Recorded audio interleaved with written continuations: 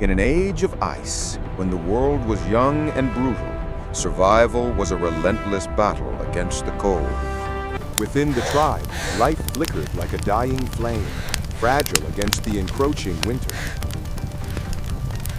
Upon Chieftain Kale rested the heavy burden of his people, his gaze fixed on a future shrouded in doubt. The scouts returned with nothing. The empty lands offered only silence and the growing threat of famine. But the shaman looked beyond the physical world to the ancient spirits and the legends they held. Ancient ones, the beast. Nature's fury raged, threatening to bury the last embers of their hope beneath a shroud of endless snow. And in a vision, he saw it, a creature of immense power, a living mountain known as Behemoth. A desperate council was called. The tribe's greatest hunters gathered to face their one final choice. The shaman spoke of his vision, chieftain. of the great Behemoth beast yet lives, that was either their and it is doom the only thing or that their can save us. In the heart of Lyra, the huntress, resolve hardened like flint. She would not fail. With ancient rites, walk in the they path prepared of the their ancients. souls, calling The hunt upon the is courage life, of their ancestors life for the is hunt to victory. come. The shaman cast the bones, seeking a sign in the flames, a glimpse of the path fate had laid for them. They left their families behind, a small band of hunters marching toward a legendary foe. Against the vast, unforgiving wilderness, they were but shadows, their courage their only shield. Then, a sign, a footprint left by a god, a mark that promised a colossal challenge ahead. The trail was found. The scout confirmed their quarry was near, his expression grim with the weight of his discovery. Through skeletal forests they pressed on, each step a silent vow to return victorious. Lesser prey was ignored. Their focus was singular, their purpose absolute, the great Mammoth. The world fell away before them, a majestic and treacherous path across the rooftop of the world. Steady. Over a fragile bridge your of weight ice, low and follow my trust was the steps only exactly. thing holding them from the abyss below. As darkness fell, their small fire was a fleeting warmth, a defiant spark against the immense cold. The chieftain kept watch, for leadership is a lonely vigil against the shadows of doubt and fear. Each hunter prepared in silence, their minds as sharp as their spear points, ready for the dawn. The silent stars wheeled across the sky, indifferent to the mortal struggles playing out below. At first light, the scouts' keen eye caught what they had journeyed so far to find. There, on the ridge, Behemoth, a mountain of flesh and fury, a living relic of a forgotten age. In that moment, they understood the true scale of the legend they had come to challenge. Its power was primal, effortless, a force of nature that had commanded this land for centuries. Against such might, brute force would fail. Cunning would be their only weapon. The plan was drawn in the snow, a trap of rock and wit to tame a force of nature. Like ghosts, they separated, each hunter moving to become a crucial piece of the deadly design. The huntress sought high ground where her arrow could find its fateful path to the beast below. Slowly, carefully, they closed the distance, the air thick with the tension of the coming storm. The great beast was at peace, unaware of the doom that crept closer with every silent footstep. The chieftain watched, waiting for the precise moment to unleash chaos.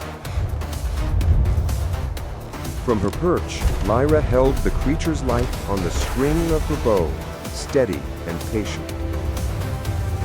Above the pass, the trap was set, a rock slide waiting for a single fateful command. The wind shifted. The ancient beast sensed a change in its world, a threat on the air. Kale raised his hand, a silent signal that would begin the final, desperate battle. The stage was set. The hunters were in place. The legend's last chapter was about to be written. With a cry that tore through the silence, the hunters revealed themselves, and the trap was sprung. Roused to fury, Behemoth answered their challenge with a roar that shook the very mountains. Fire, man's sacred weapon, was used to herd the panicked beast towards the narrow canyon. Amidst the chaos, Lyra's focus was absolute, her aim steady on the charging behemoth. Her arrow flew true, a whisper of death sent to anger the giant and seal its path. The first arrow struck, not to kill, but to enrage, driving the beast deeper into their waiting trap. They ran with the beast, a deadly dance of courage and fear on the edge of the abyss. From above, Jorn saw the mammoth enter the gorge. The time had come. He gave the signal. Tons of rock and ice thundered down, blocking the exit and caging the untamable beast. Trapped, cornered, the creature was now at its most dangerous, its rage focused and absolute.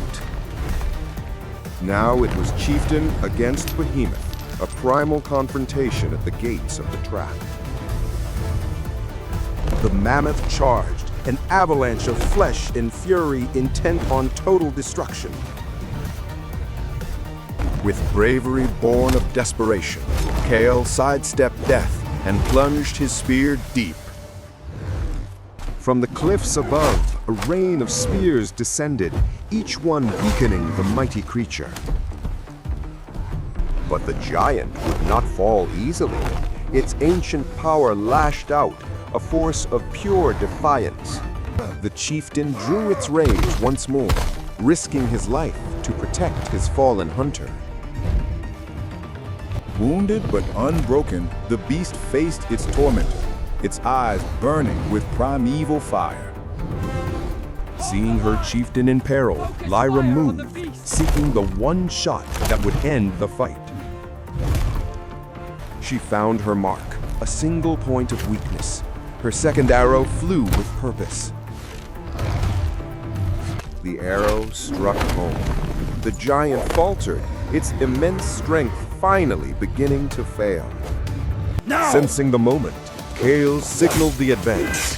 The hunters closed in for the final act. Close the ring! In its ancient eyes, the fire of defiance began to fade into a weary understanding. One last mournful cry echoed through the canyon, and then the great beast was still. There was no glory in the chieftain's face, only a solemn respect for the life that had been given. As the snow began to fall, it covered the fallen legend in a peaceful, white embrace. A life was taken so that many could live, a debt acknowledged with honor and reverence. The hunt was over. The tribe was safe. In the silence, the weight of their victory settled upon them. With gratitude, they took the giant's gift, meat for the starving and hides against the cold. Jorn, the scout, was sent ahead, a lone runner carrying news of hope to a desperate people. The shaman watched the flames and knew the spirits had heard their plea and delivered them. Victory! The word ignited the village, and a wave of joyous relief broke the grip of winter's despair. Victory! Push The harder, hunters brothers. returned with their The village bounty, is near. a slow procession that promised We have brought warmth enough and to life last the renewed. winter. That night, the tribe feasted. They had stared into the face of oblivion and survived. The leaders watched their people, their tired faces reflecting the fire's light and a shared, profound relief. One small flame in the vast, frozen dark, a defiant testament to the enduring will to live.